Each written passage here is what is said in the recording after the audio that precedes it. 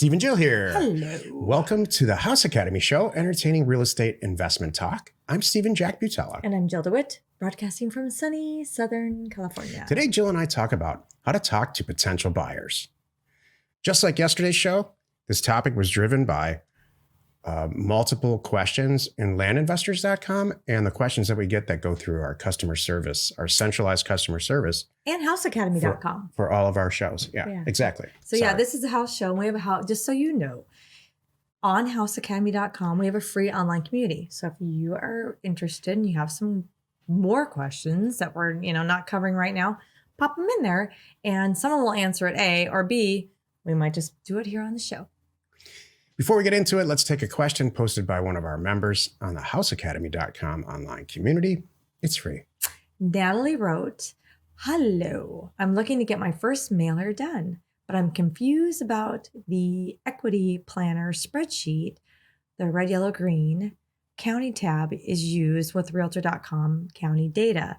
The column headings are different, and when I copy and paste them in, anyone else had that issue?" I'm going to explain what this is first, sure. and then And this was, okay. If you're really ultra interested in this topic, and if you're interested in buying and selling real estate, you should be, go onto the site or the community and type this in, because there are probably 10 answers In-house with other Academy. people. Yeah, exactly. So red, green, yellow test is something that I came up with a lot of years ago when Jill and I started buying houses many, many, many years ago, long before we started House Academy.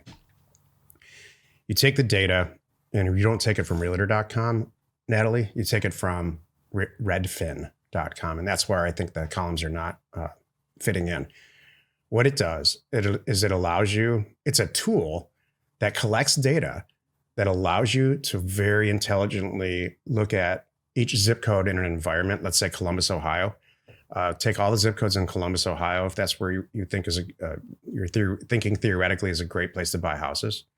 Pit all those zip codes against each other and see which one's performing the best, which zip code houses are selling in the fastest, which ones have properties that are listed and sold in a cycle very quickly through the zip code. So invariably, if you put 10 zip codes, if you put 10 of your kids together, 2 of them are going to shine, the other 8 maybe not so much, and one of them's probably a serial killer.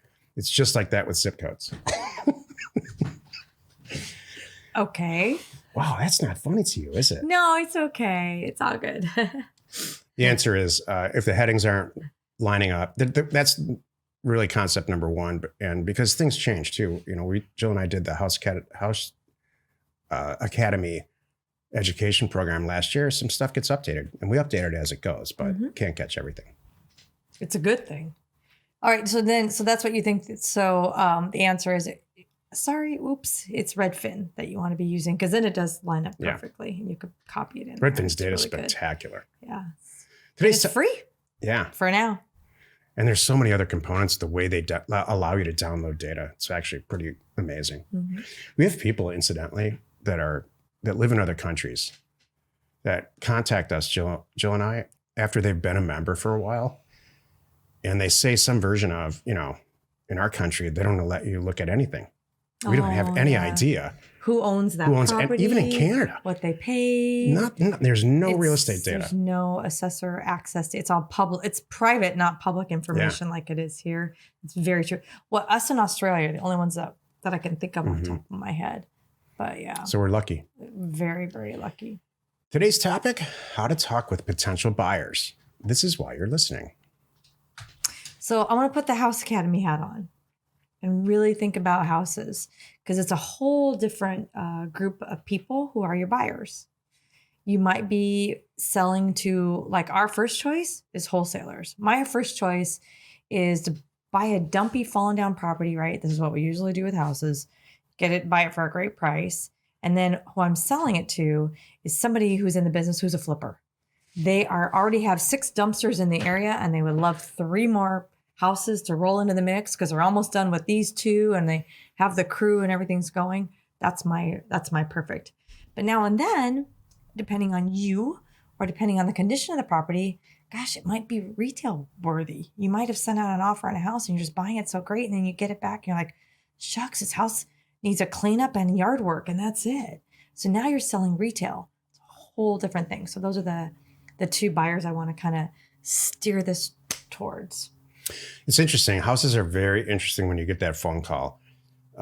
Over the years, we've done many, many house transactions, Jill and I, wholesale house transactions. And when you get that call back, they seem to fall in one of two categories. Number one,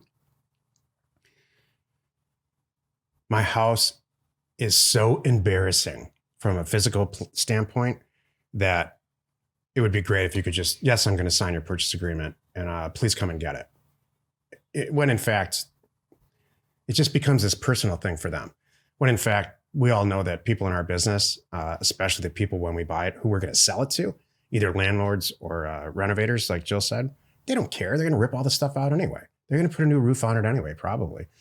So there's that disconnect, and that's great. And they're not in that business. Whoever they are, they don't care. They know they're selling it for less because that's the whole premise behind We Buy Ugly Houses, which was, I think was the original. That's going on for 20 or 30 years, that company. And we do basically the same thing. Number two, the second type of callback that you get from a seller, which is my personal favorite, and really the vast majority of the properties, the calls that we see from sellers, is a life circumstance. So their kids moved away. They don't need a big house any longer. I don't know, death in the family. There's all kinds of reasons why someone would want to liquidate any asset, not just a house.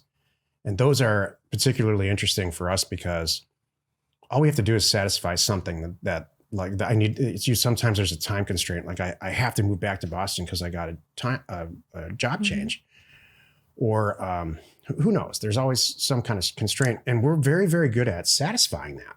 And we're going to talk more about that on Thursday because today we're talking about buyers. We actually got them a little bit out of buyers sync. Yeah. So now we're talking about buyers, not sellers. Oh yeah. I love where I'll just re-edit this and put no. I noticed when we wrote the topic, side note, I thought, why don't we do sellers first and buyers? But we did. So we're going to talk about the buyers. Why. I don't know, but it's in there. I am not going to change the schedule. If it's one thing I have learned, I love you, Steven. Here's why. If it's one thing I've learned working with him, I do not comment on how they're written, scheduled, put down there. It is what it is. I'm doing that show. Here's the real reason. I don't care about sellers. Oh, well, all right. Well, let's talk about the buyers because we're going to talk about that more on Thursday. I just want to reiterate. Right. So talk about the buyers. I don't have anything to say. Oh, okay. Well, I described to okay. All right. Well, then thank you. You can get some coffee or something. That's totally fine. Done. Okay. So back to the buyers. I kind of described who they are. How do we talk to them? And I did a show the other day on last week. I did a Facebook Live and I talked a little bit about this with land people. And so some of it ties in. So first of all, so you've got your wholesale buyers. How do I deal with them? You got to hit them with the property in 3 different ways. These guys are busy and run around like kooks.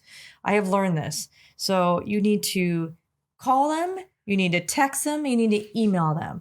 I've got this property in the inventory. I know it's a perfect fit for you. We spoke 3 weeks ago. I saw your 4 dumpsters. Are you ready for some more? Here they are. And make it short and sweet and be honest with them too and say, hey, by the way, like dating, you're not the only one I'm dating. So look, you are not the only person I'm sending this message to.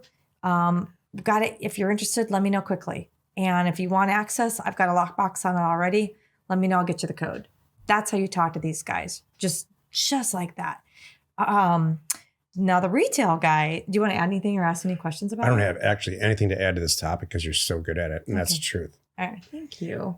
Thanks My job's kind of done when we bought it for half of what it's worth. Okay. And these guys too, they're usually not going to have a lot of questions. That's what I love about the wholesale flipper buyers. Those transactions are my absolute favorite. The house is falling down, like you said. They don't care. They love it. The worse condition it is, the more excited they get. I don't know why. I like to go that there's, good, I can do like a lipstick flip, you know what they call it. It doesn't need that much. This is going to be an easy one. They love the disasters.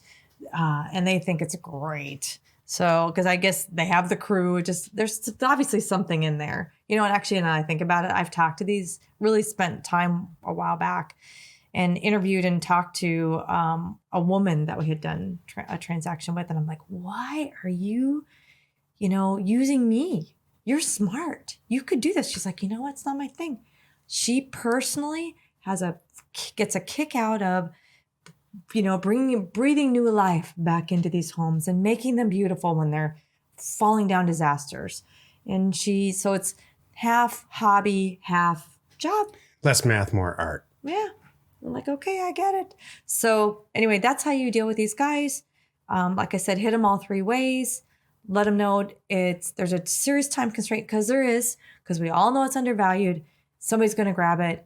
I want to let you know about it. If you're serious, let me know. And usually, like I was starting to say, they only want to get eyes on it. Then if they're going to go right now, look it up. As soon as they can get to their desk or pull over, they're looking it up, seeing if they're interested. They're looking at the price going, oh, Jill does have something good. And then the next one is, I need to get my my general contractor and my partner over there. Can they come between 2 and 3 o'clock? Heck yeah, that's how it's going to go. They're going to walk in, and usually that night or the next morning, if they love it, you're going to get an offer. And that's it. So these are my favorite. This is why I love House Academy, by the way. It's the coolest thing, because we knew going into it that this is we knew going into this, it's a hot market anyway, or we wouldn't send out mail. That's what I was going to say. We know what's going to happen when we buy it. These guys are looking for deals, and they don't know how to get them, and they don't want to do it. And by the way, it's off market, and everybody gets excited about off market. Mm-hmm. So that's what you're doing. Okay, so that's that buyer. Yeah, and then so if you have any other questions, ask me. No, to profile the people who buy houses that are either landlords or they're renovators. And so this is not a huge, big internet market to advertise on. It's a closed, tiny little market of maybe 50 to, in a huge market, it might be 100 people. It's probably 25 people that you need to get their names before you even start sending acquisition mailers out. It's so easy to get a tiny little database of people who what's going to happen once you buy that house. Well, and another way we've talked about a long time ago was, say you're brand new in a market and you've never done the zip code before. You don't know these guys. So you did your best to find them online with the dumpsters, see who's pulled permits in the area, all the things that we've covered. You could also have a quick open house. Just you closed on it, you own it on Friday, have it on Saturday, not kidding. And investor special, get these guys in there, and that's how you'll meet. You'll meet 10 to 20 guys real quick by doing a little open house, and then that's your customers. And they won't leave you alone. No, it's great. Do you have one for me this week? Do you have one for me? It's pretty comical. Right. Now, the second type of customer that you will come across, a potential buyer with houses, of course, is the retail buyer and or their agent. And those, how do I describe those? More nicely than I will. I know. Those are going to be a little bit longer. And this is what happens with those. It's every now and then we'll have a falling down place and somebody comes in. I mean, we've had some, you never know, by the way. You can never assume you know who's going to buy it, because you will be eating your words at some point. It happens. We had a falling down place. We were going to subdivide the lot. It's like no one had lived there in 10 years.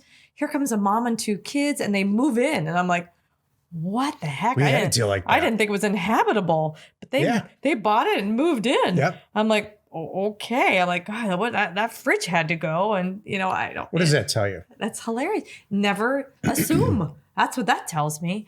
And one man's trash. I don't know. What did you want to say? It tells me one of 2 things, and hopefully both. In that case, it's both. It was priced right. True. Which means we bought it right. And number 2, there's something about the property that made it unique. In this case, it was on a huge lot. It was on like 4 lots. Yeah. 4 actual city lots all together. Uh-huh. And the property was incredibly priced from a price per square foot standpoint, but it was also falling down. And for whatever reason, and this is a neighbor, she lived like a block away. She was eyeing this thing. And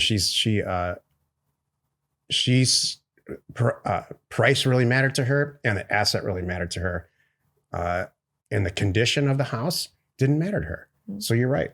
Mm-hmm. You can't presuppose what you really can't. You just gotta get it on the market. Right. And with those, so the easy ones, we got it. We know how it's gonna go. And then I'm just gonna be honest.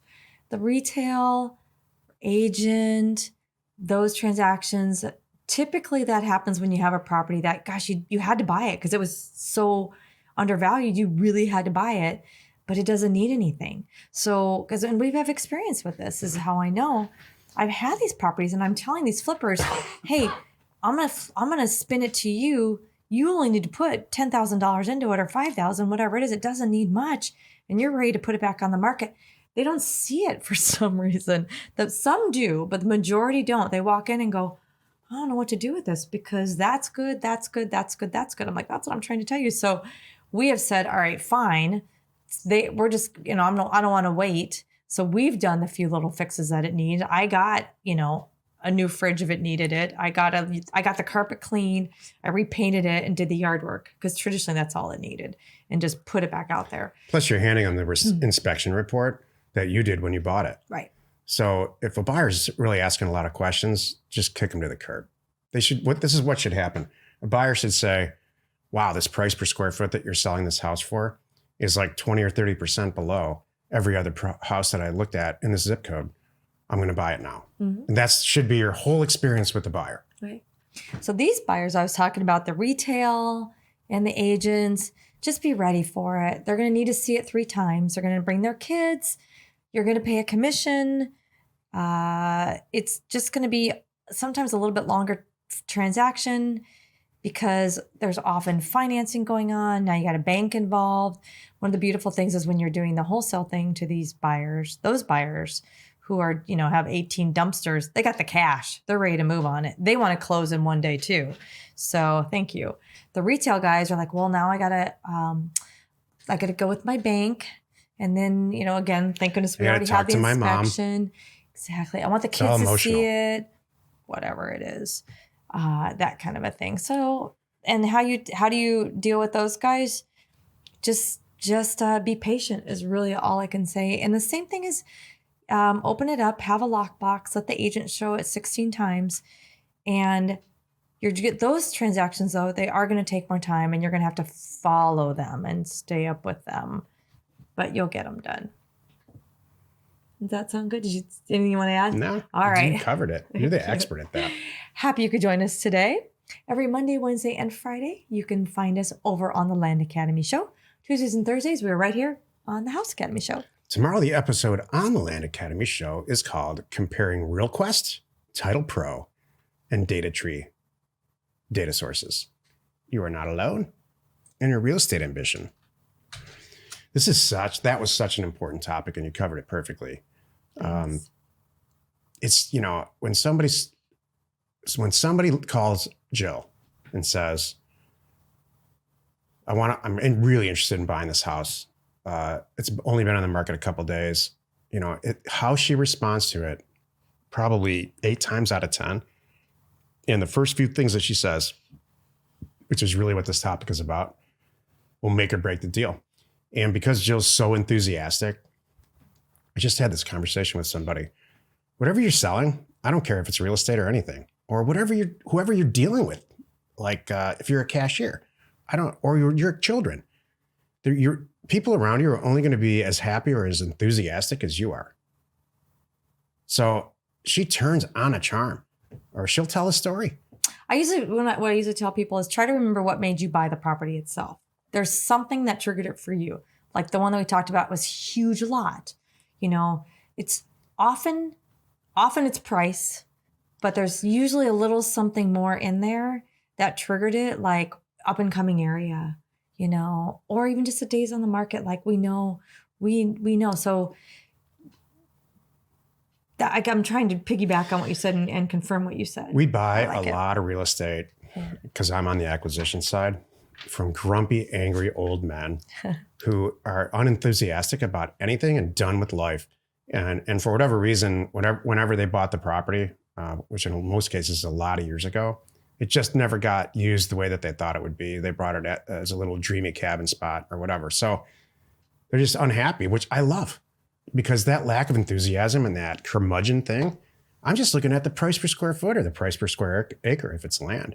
I don't care if the guy, I don't care what he says.